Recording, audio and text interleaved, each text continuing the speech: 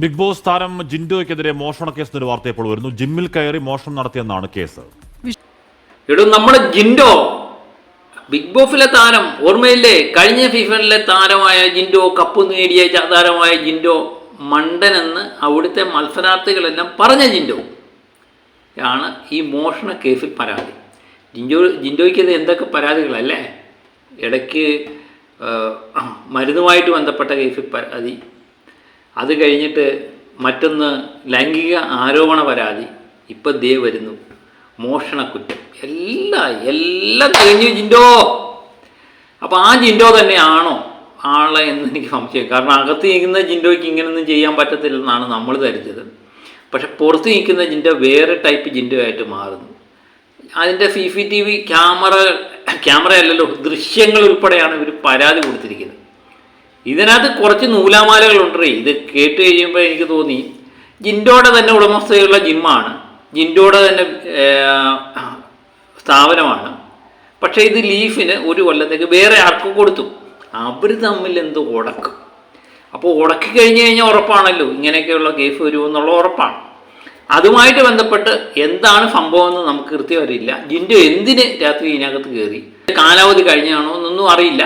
ഇതെല്ലാം പോലീസ് കണ്ടുപിടിക്കട്ടെ. അല്ലാതെ നമുക്കിതിൻ്റെ പുറകെ നടന്ന് പല യൂട്യൂബുകാർ ഇപ്പോഴേ തന്നെ ആഘോഷം തുടങ്ങിയിട്ടുണ്ട്.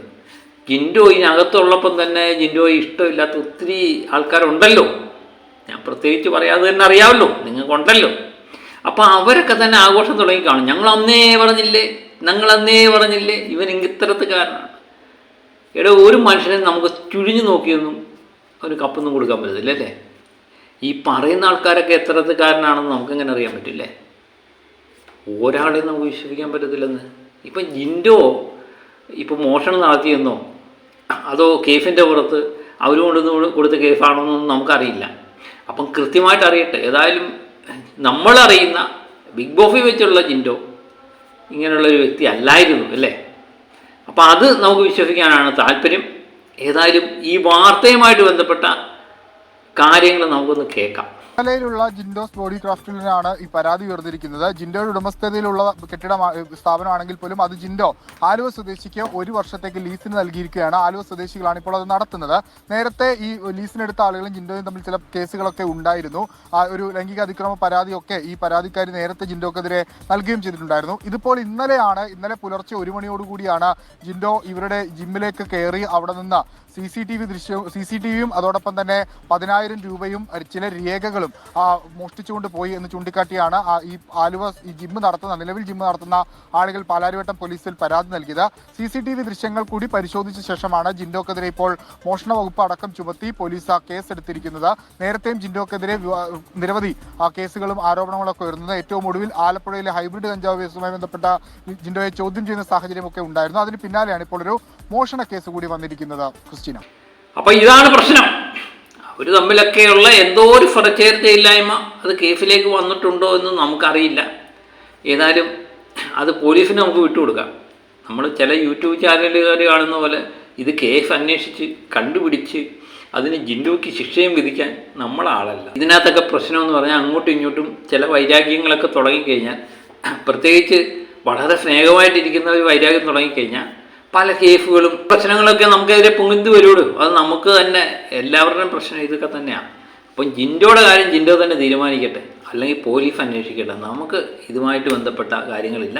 ബിഗ് ബോസിൽ നിന്ന് ജിൻഡോ പോയി കഴിഞ്ഞപ്പോൾ നമ്മളങ്ങ് വിട്ടു. അതിനു മുമ്പ് വരെ അവിടുത്തെ മത്സരാർത്ഥികൾ മികച്ചു നിന്ന് എന്ന് കണ്ട് നമ്മൾ സപ്പോർട്ട് ചെയ്തു.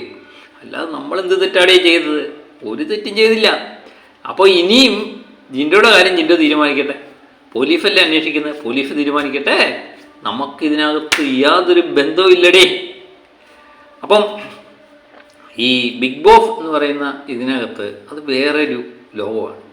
അവിടെ വരുന്ന ആൾക്കാർ ഫേക്കാണോ നല്ലതാണോ എന്നൊന്നും നമുക്ക് തുഴിഞ്ഞു നോക്കി കണ്ടുപിടിക്കാൻ പറ്റത്തില്ല. എനിക്ക് തോന്നുന്നു അവിടെ വരുന്ന മിക്കവാറും ആൾക്കാരെല്ലാം ഫേക്ക് തന്നെയാണ് കളിക്കുന്നത്. അത് 100% ഉറപ്പാണ്. അപ്പം ആ കളിക്കുന്നത് നല്ലതാരാണ്? ഇപ്പം ഈ പറയുന്ന ഫേക്കാണെന്ന് പറയുന്നവർ പോലും ചിലപ്പം ഫേക്കായിരിക്കും കളിക്കുന്നത് അല്ലേ? അപ്പം ഇതിനകത്ത് നല്ലത് ഏതാ ചീത്തയാകാമെന്നൊന്നും നമുക്ക് കണ്ടുപിടിക്കാനൊന്നും പറ്റത്തില്ല. ഇതൊരു ഗെയിം ഷോയാണ്. അവിടെ ഫേക്ക് കളിച്ചാലും നല്ലത് കളിച്ചാലും ഗെയിം ഷോയ്ക്ക് ആവശ്യമുള്ള കാര്യങ്ങളാണ് കൊടുക്കേണ്ടത്. അത് കഴിഞ്ഞ പ്രാവശ്യം ജിൻഡോ കൊടുത്തു. അതുകൊണ്ട് ജനങ്ങളുടെ പിന്തുണയുണ്ടായിരുന്നു. ജിൻഡോ ജയിച്ചു. ഇതെന്താണ് ഇങ്ങനെ ഒരു സീസൺ അങ്ങോട്ട് തുടങ്ങി കഴിയുമ്പോഴേ അതിന് മുമ്പത്തെ സീസണിലെ മത്സരാർത്ഥി അല്ലെങ്കിൽ ഏറ്റവും ഫേമസ് ആയ മത്സരാർത്ഥികളെ പറ്റി ഇങ്ങനെ തുടർച്ചയായിട്ട് വാർത്ത വന്നുകൊണ്ടിരിക്കുന്നു. അത് 2-3 സീസണായിട്ട് നമ്മൾ കാണുന്നുണ്ടല്ലേ.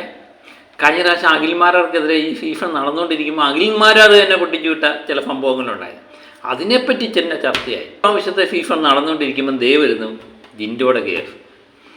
ഇതൊക്കെ എന്താണ്, എന്താണ് സംഭവിക്കുന്നതെന്നൊന്നും നമുക്കറിയില്ല. ഏതായാലും എല്ലാ സീസണും നടക്കുമ്പോൾ അതിൻ്റെ മുമ്പത്തെ ജേതാവുമായിട്ട് ബന്ധപ്പെട്ട ഏതെങ്കിലുമൊക്കെ കേസ് സജീവമാകാറുണ്ട് ഈ ചാനലുകളെല്ലാം. അതുപോലെ ഈ പ്രാവശ്യവും ജിൻഡോയുടെ കേസ് വന്നിരിക്കുന്നു. ഇതൊക്കെ അന്വേഷിക്കേണ്ട പോലീസാണ്, അവരന്വേഷിക്കട്ടെ. നമുക്കിത് അതുമായിട്ട് യാതൊരു ബന്ധവുമില്ല. അത് അവരുടെ വഴിക്ക് വിടുക, നമ്മൾ നമ്മുടെ വഴിക്ക് പോവുക. അപ്പം പുതിയൊരു വീഡിയോയുമായിട്ട് വീണ്ടും എത്തും വരെ ഓക്കെ ബൈ.